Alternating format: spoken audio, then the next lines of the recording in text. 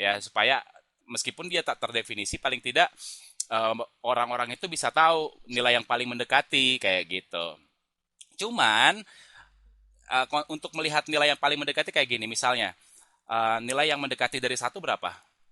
Dua, benar? Itu di sini kan dua, misal dua di sini. Tapi sebentar. Eh, Misalkan dua di sini kan dari kanan nih. Dua, Ya. dua tapi kan masih ada 1,5 di sini, lebih dekat 1,5 kan? Oh iya benar juga. Ya kan? Mm-mm. Terus berapa dong nilai yang paling mendekati dari satu? 1,5 gitu pak. Tapi kan masih ada 1,25. Jadi gimana Iya dong? nggak? Gimana tuh pak? Lah, 0,1 berarti dari sini dong 0,1. Ya nggak? Iya juga sih ya pak. Susah dong berarti Ini dihitung. 0, ini 0,1. Tapi tetap aja masih ada 0,5 gini. Gitu kan? Ya ada 0,25 saat itu. Iya, ada lagi 0,25 gitu kan. Ada lagi 0,0,0 lagi gitu. Iya nggak? 0,25 di sini sih 0,25. 0,75 di sini mendekati satu gitu kan. Ya nggak? Jadi gimana pak? Gitu. Nilai yang paling mendekati kayak gitu. Ya nggak? Jadi konsepnya gini, misalnya ini garis bilangan. Ini garis bilangan ya. Di sini ada taruhlah satu gitu kan. Satu. Tadi kamu bilang misalkan di sini dua nih, di sini dua. Ya, Ya, yang paling mendekati satu kata kamu dua, tapi ternyata lo enggak, ada juga 1,5 lebih dekat kan? iya iya. 1,5. Terus loh, kagak juga, ada lagi 1,25 gitu, 0,25 gitu. Gimana dong? Terus ada lagi di sini nih 1,001 misal gitu. Loh, kagak juga, ada lagi nih di sini nih 1,0001 gitu kan. Ya, paham nggak? Kayak gitu. Oh, aduh. Ya, kayak gitu. Nah, ketika kamu punya konsep kayak gini, berarti kamu mencoba untuk mencari nilai. Aku tulis ini ya, nilai nilai yang paling mendekati, Ya, yang paling mendekati, mendekati. mendekati gitu kan? Ya enggak? Tapi kan limit limit sendiri artinya tak terbatas pak. Kenapa kayak gitu? Limit limit justru artinya batas. Oh, Ya, batasnya itu apa ya, ini nilai yang paling mendekati. Jadi dia sebenarnya bukan nilai sebenarnya, ya. ini yang paling mendekati. Iya, jadi ini bukan nilai sebenarnya ya, bukan nilai sebenarnya. Tapi bisa jadi sama. Bisa jadi nanti nilai limitnya sama dengan nilai sebenarnya. Nanti kita belajar itu di limit fungsi. Nah, kita kembali lagi ke sini. Ketika kamu bilang kan yang lebih mendekati dari satu dua, dua. Terus ada lagi ternyata 1,5, ada lagi 1,25, ada lagi 1,001 dan lain sebagainya. Nah, ketika kamu punya konsep kayak gini, ya, itu berarti kamu baru aja melakukan sesuatu yang disebut mencari nilai yang paling mendekati, itu pendekatan dari kanan. Kanan. Iya, karena kamu kan mendekati dari kanan. Dari 2 terus Iya. 1,5 gitu kan, 1,25 menuju satu itu kamu berangkatnya dari kanan gitu loh. Menuju Oh satu iya benar benar. ya, menuju satu ini nih. Oke.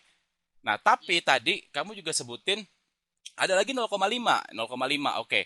Kalau misalnya di sini 0, berarti di sini 0,5 kan? Iya. Ya Itu enggak? dari kiri berarti. Iya kan? Iya kan? Nah, di sini berarti 0,75 kan? Tapi Ya. ternyata ada lagi nih, ada lagi yang mendekati satu. Nah, itu kamu baru aja melakukan sebuah pendekatan dari kiri. Kayak gitu. Dari kiri. Nah, pendekatan ini, nah sebentar.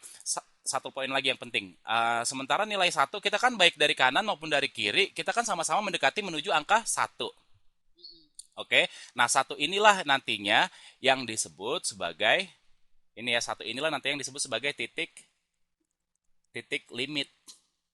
Oh, Titik limit atau bahasa Inggrisnya cluster point. master point. Titik cluster, titik limit ya, cluster point, titik limit.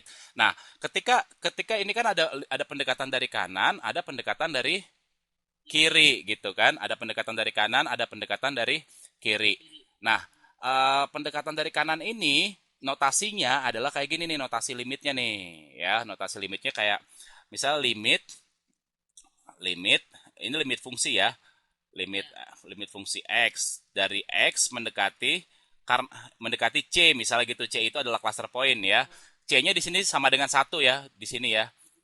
Ya, di sini C-nya sama dengan satu karena kamu mendekatinya ke arah satu ya. Paham ya? mm. Ke arah satu. Ini Bisa. juga ke arah satu ya. Paham ya? Nah, ini konsepnya seperti ini. Ya, karena kamu ini pendekatan dari kanan, dia bentuknya kayak gini nih. C-nya itu ada plus gitu. Pendekatan C-nya dari ada plus. kanan. Oh iya iya iya, itu ada. Kayak gitu. Nah, kalau dari kiri berarti limit X mendekati dari C. C-nya ada pangkat negatif ya gitu. Ada Oh. dari fx. Tapi Ya, di soal saya emang ada min-minnya gitu ya. Saya nggak lihat sih. belum. Itu enggak. Ini masih masih awal aja, masih awal gitu. Oh, di awal. Kayak gitu. Nah, nanti ini sama dengan berapa misalnya gitu. Nanti kamu dapat nih ini sama dengan berapa kayak gitu. Misalnya ini sama dengan P. Taruhlah P, any number P gitu. Nah, terus di sini juga sama dengan P gitu kan. Nah, Hmm. akhirnya nanti kalau misalnya limit limit X mendekati C dari kiri untuk fx itu nilainya sama-sama P ya ini ya. Hmm. Sama-sama P ya. Nah, sama dengan nilai limit X mendekati C dari kanan ya. Kanan. Ya, untuk fungsi yang sama ya, fungsinya fx. Iya. Itu artinya limit limit X mendekati C ini nggak ada tandanya nih, nggak ada tanda plus minnya. Kenapa? Karena Karena dia sama. karena sama gitu. Jadi kamu nggak perlu tulis plus minnya gitu. Dari fx itu sama dengan p Eh. kayak gitu. Karena dari kanan hasilnya p, dari kiri hasilnya p kayak gitu. Ntar di limit